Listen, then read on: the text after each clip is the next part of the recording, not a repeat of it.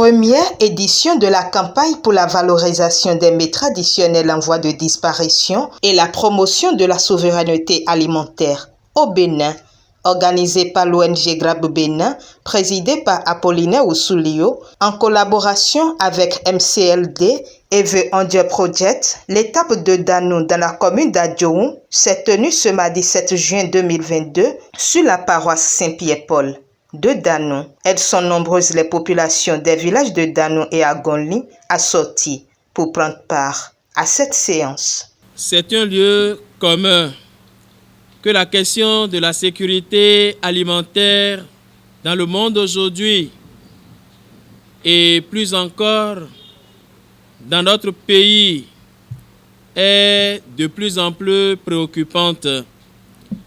Et si le gouvernement a prévu dans ses programmes d'action de mieux se pencher sur la question, c'est que nous sommes tous interpellés à nous y mettre. Ce creuset nous donne l'occasion de réfléchir sur les différents mets traditionnels en voie de disparition.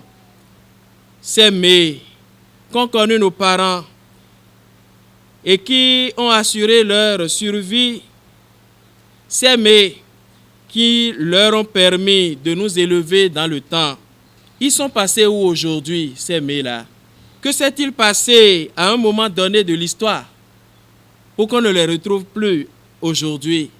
Où les retrouver encore aujourd'hui si nous avons envie de nous remémorer certains moments de notre passé?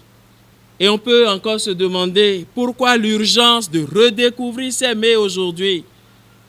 Eh bien, voilà la problématique posée. Le Bénin n'est pas en insécurité alimentaire. Et la situation actuelle est une opportunité pour nous pour sortir des sentiers battus et de cesser de dormir sur la natte d'autrui. Nous remercions déjà le gouvernement pour des mesures prises et ces mesures qui vont être prises aussi pour faire face à cette crise. Mais nous devons nous poser la question de savoir quelle est notre responsabilité vis-à-vis de cette crise et comment sortir. Que devions-nous faire individuellement et collectivement pour lutter contre la faim en respect des objectifs de développement durable 2 et la promotion de la souveraineté alimentaire? C'est une préoccupation portée par l'ONG GRAB Bénin, Hunger Project et MCLD pour pouvoir accompagner la communauté à identifier et revenir à elle-même, car si votre manger dépend de quelqu'un de l'extérieur, vous êtes esclave à vie. Nous avons tout autour de nous, mais nous manquons tout. Et cette idée germant dans nos têtes, organisation de la société civile, nous avons découvert avec bonheur. Et nous avons vu un homme de Dieu qui ne dit pas seulement prier et croyez, il veut aussi la santé de ceux qui viennent auprès de lui. Dynamique, nous avons pensé venir sur cette paroisse autour de Père Wenceslas, qui a de la vision pour la vie humaine, qui accompagne les jeunes, les femmes et tout le monde.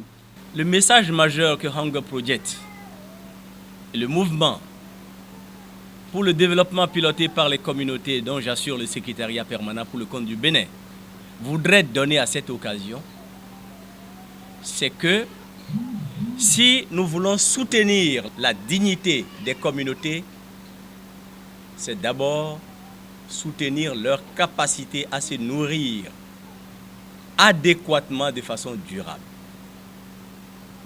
Si nous voulons soutenir la dignité des communautés, c'est-à-dire des femmes, des hommes, des enfants, de tout le monde, c'est comment d'abord soutenir leur capacité pour se nourrir durablement et de façon adéquate. Dans un contexte où la cherté de la vie se sent plus durement par rapport à notre capacité à nous nourrir. revaloriser ce que nous connaissons, revaloriser les recettes locales en matière culinaire est un pan que nous voudrions développer avec vous, sur lequel on veut réfléchir avec vous pour renforcer nos capacités à aller de l'avant et à continuer de nous nourrir durablement. En louant le dynamisme du curé de la paroisse de Danou, le père Wenceslas Aoulou, qui veut joindre la raison à la foi, Grab Bénin ONG et The Angel Project ont porté leur message à la population afin de permettre des réflexions communes pour trouver des portes de sortie pour s'adapter à la situation socio-économique du moment. Cette campagne que nous voulons faire à travers tout le Bénin, et c'est avec grande satisfaction que nous avons vu vieux et jeunes, femmes et hommes se mobiliser pour venir écouter. Et la bonne nouvelle, nous allons dire, parce que c'est l'homme bien portant qui fait la louange de Dieu. Par conséquent, au-delà de tout ce que nous avons, il faut que nous puissions avoir de quoi manger. Et quand on dit chez nous, s'il n'y a plus de faim dans la misère, ça veut dire que la misère est déjà réduite de moitié. Par conséquent, comment faire face à ce que nous appelons fléau aujourd'hui, des difficultés pour manger, retourner à des nourritures plus simples, ce que nos grands-parents ont utilisé et ont duré même plus sur cette terre.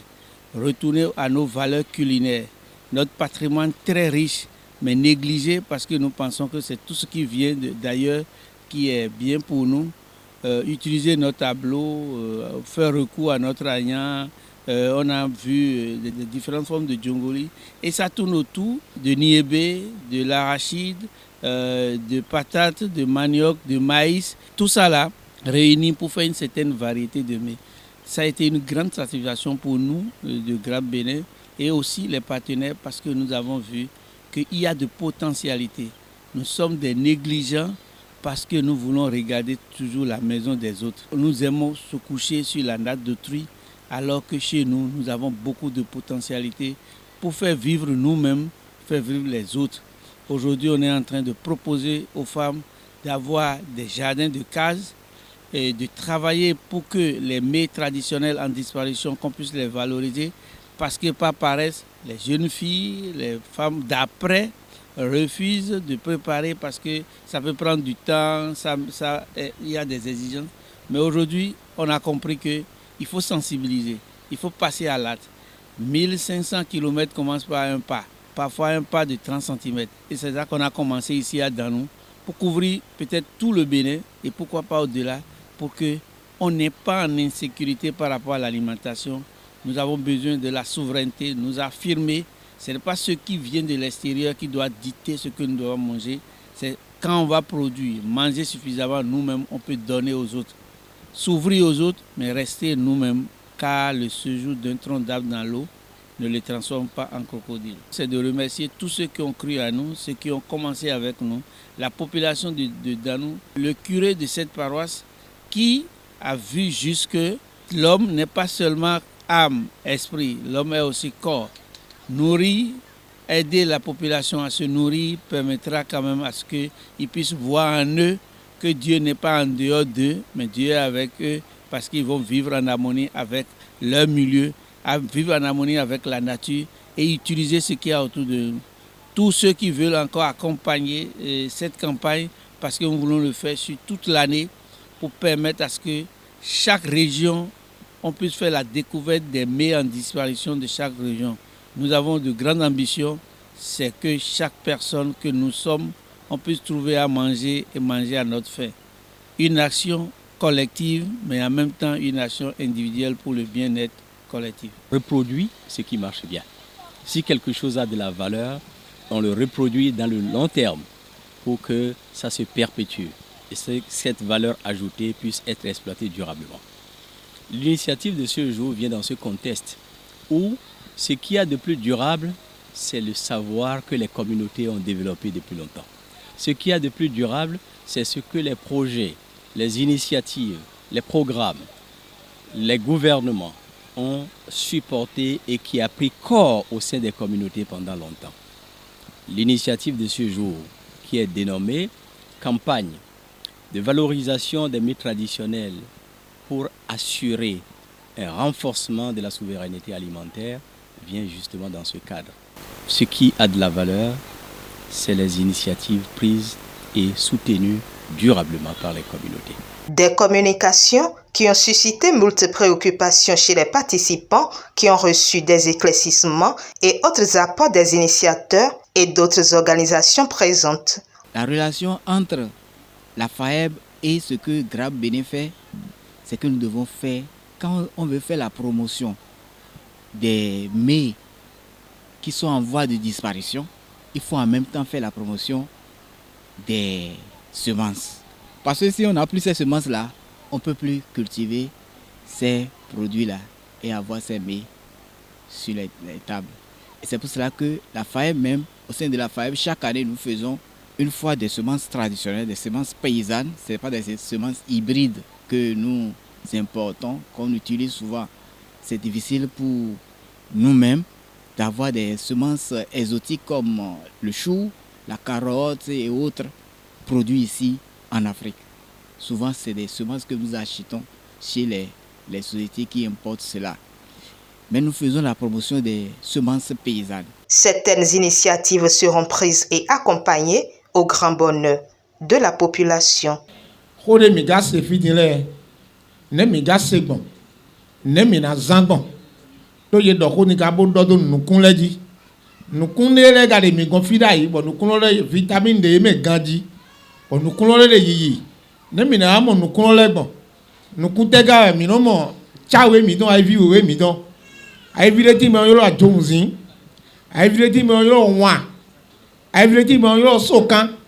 Oui, mais comme nous le bon, il y a bobo et non, bobo de tim, bobo bon, ben no doué, you know doué gandi, ben no paropo, ben no you know bloody tired, they no da fin tanon kono. Donc, et jero, minavo ba no kono le bisewa, don de do ede dien, et do yanze beta no kun dagbele don dai. Et viene le yin de buno na vitamine beto, bon mi do na ba e pon, bon we de no yo ade beta mon kono an zeda ina mi ye ba no ba ibi kunele kote me grace mi no da de tu me file bioye bo bioye go donne de file hun ini ba pon we no yo ase beta mon kono da ye no kunele ni bio beta lo me. Tout en louant l'initiative, le curé émet des doléances. Je souhaite vraiment que la FAEB revienne et nous aide à repenser autrement les techniques de culture, les possibilités de mieux sécuriser les cultures, ce qui pourra faire avancer les populations à tout point de vue et permettre quand même qu'à travers cette culture, à travers ces activités, la population puisse retrouver son identité. Cette campagne a pris fin dans la convivialité avec la dégustation des différents mets traditionnels en voie de disparition préparés pour l'occasion. Et faut-il le notifier, cette étape vient lancer un long processus visant à œuvrer pour l'autosuffisance et la souveraineté alimentaire sans pour autant fermer la porte aux autres.